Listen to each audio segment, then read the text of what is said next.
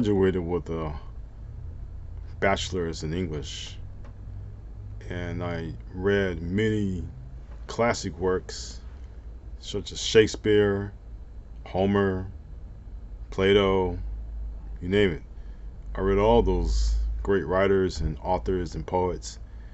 And one thing I can say is that when it comes to my writing, it helps me elevate my own works, not to really imitate what they've done, but to also learn from what they've written and apply it to my own writing as well. There's no doubt, I think I may have said this before, that I was definitely a Shakespeare student and had classes in college around Shakespeare. Now, I didn't get the chance to read all the plays, but I read most of them.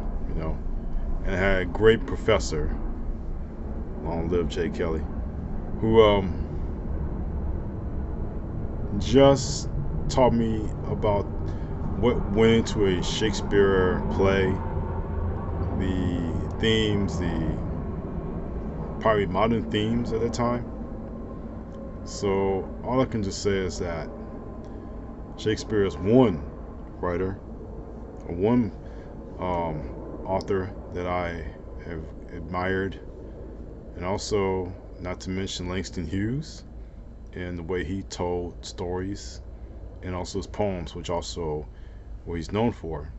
Said a lot about the human condition, especially when it came to the Negroes, my own black people, right?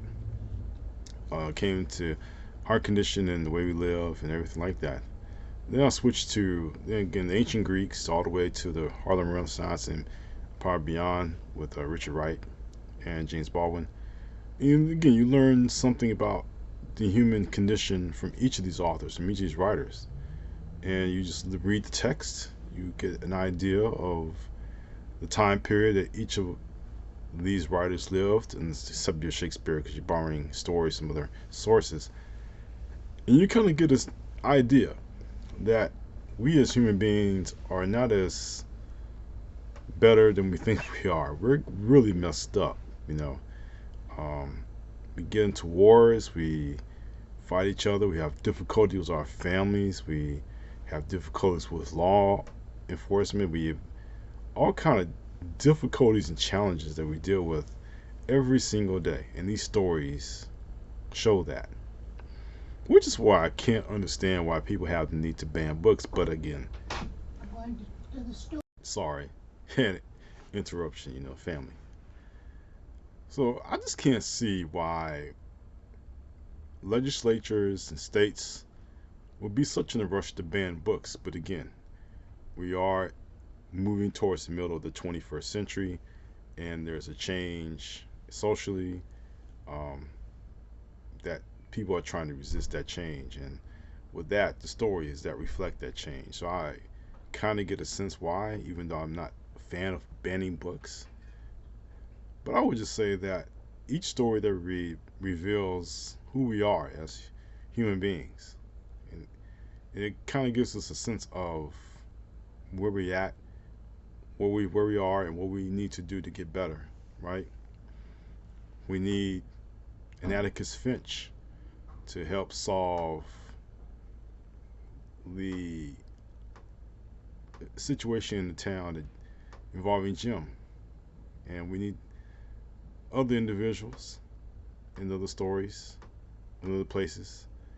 They may be heroes to some, villains to others, but still, they find a way to explain our condition.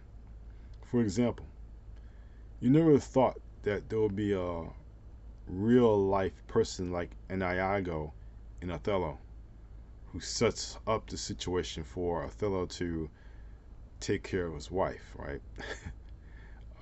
You never thought you would see that person in real life. But come to find out throughout history, there are many different Iagos throughout history who can easily surpass what he's done in the play. So, yes, there are individuals who think like him, and Shakespeare captured his character perfectly. All I can just say is that it doesn't matter if you ban books or not. It's the fact is that we as human beings, we're going to continue telling our own stories. And our own stories are just as tragic, just as sad as any other book or play that is being banned right now. It doesn't matter because we're the ones who are writing the story every single day.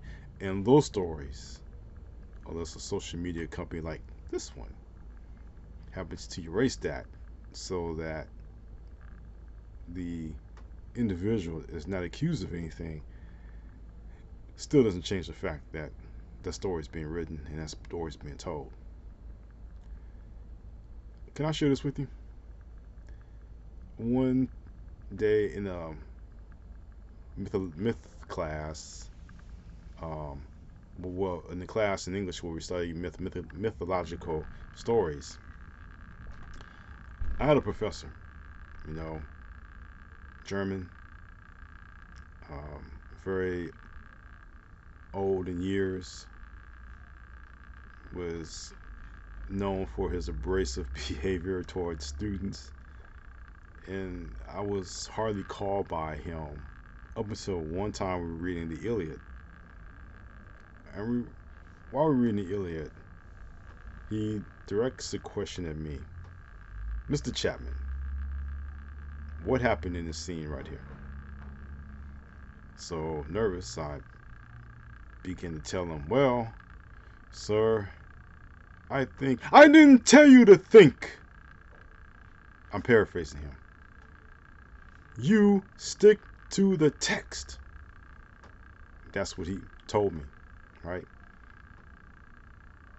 And of course, you know, me being the shade that I am, you kind of get that. Okay, he's rough on me because I'm that shade. But then years later, I thought about it. I said, okay, let me just kind of put this in perspective here. This is an individual, my professor, who wanted me to stick to the text. He didn't want me to interpret the text. He didn't want me to give my own point of view of what happened to Odysseus in that scene. He just wanted me to just go to the text and just figure out, well, not really figure out because I couldn't think. It was figuring I had to stick to the text. Identify what happened there, right? I mean, there was a reason why I believe Homer wrote that for a reason in the Iliad about Odysseus's challenges and journeys, just trying to get back home to his wife. And in that one example I just showed you, it all had to do with the fact that I had to not interpret the text, but explain what I just read to the class. Now, again, that incident could be seen one way or the other, but still, the text concerning Odysseus still reflected on human nature, human life, right? I think it was a very transitory text where he was going from one land to the other. Not sure, but still, the challenges that he faced. And I'm talking about Odysseus, who had to visit his. Yeah, it wasn't Ulysses. I think it was Odysseus. Odysseus. He had to see his wife. That was really telling. He could have, especially with the challenges along the way, could have succumbed to all the temptations that he faced, but he decided no. I need to get home to my wife. I need to be with my family. In the story, right? All I can just say is that again, reading and learning about the characters throughout literature, even Mark Twain, even Huckleberry Finn, right? Um, learning from Twain and learning from the South or the particular area that Huckleberry Finn, or the setting that the story's in, you kind of get a sense of that way of life. You kind of get a sense of, even when Faulkner was writing about the South, how life used to be, how life was, and how people want to go back to that moment in time because it made them feel a certain way. And I think that's what we're facing here in this country. We want to go back to a place in time where we felt a certain way about everything. But the thing is, we can't go back there anymore. It's impossible. We have progressed from that era to a new era, and the world is changing around us. So no matter what we do, no matter what we say, no matter how many times we march, no matter how many times we have rallies, no matter how many times we call out people, we curse them out, we can never go back to those times, and our stories reflect that. Each and every story that's being told right now reflects a brave new world, right? It does. I mean, Huxley told us, even in Brave New World Revisited, he said, hey, these are the conditions that we're living under now that kind of make up for that brave new world in the future. So, all I can just say to all of you is that stories reflect our times, the characters reflect who we are at a certain moment in time, and again, we may ban books merely because we, not we, but individuals who rule against us or want these books banned, particular books banned, depending on the characters, depending on the subject matter. They want them banned because it may offend them to some point, or may show a picture that this country wasn't all it was meant to be. It had to go through some growing pains, right? That's how we should look at it. The country has to go through some growing pains. Some good, some not so good.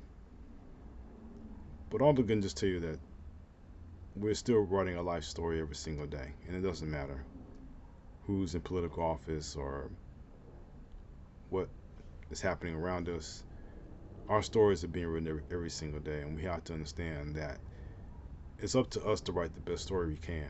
We can't depend on the government. We can't depend on our state and officials. We can't depend on social media bros to help us write their best story, or AI to do that. It's going to be up to us. And then if we write about it, like a person like myself, we write about human nature and put in a social commentary kind of work, then it shows who we are as individuals, and we all have the capacity to change. We all have the capacity to get better, or we can stay at the state that we're in and be satisfied. It's a choice. Everything's a choice. And literature shows us there are choices. So I just thought I'd take a little moment to express my thoughts on literature and the changing tides of society within that framework. And I just hope that you understand that, again, it's up to all of us to write our own story and to come up with our own happy ending. Other than that, it's anybody's guess, right? Anyway, I thank you for watching this. I really appreciate your support. I'm so glad that you took time to help me, to watch me explain this all to you. And if you like any of the content that's presented on my page, don't forget to subscribe. You can click the button above to go to my website, check out my new books that's coming out, including a crime thriller, all my other works. They do a social commentary, young adults, you name it, right? I really appreciate your support once again. So, I'm very glad that you decided to stay with me, and just wanted to say to keep watching, and whether you're watching this on a day, evening, week, whatever, please continue to do that. I'd like to close by always telling you to take care.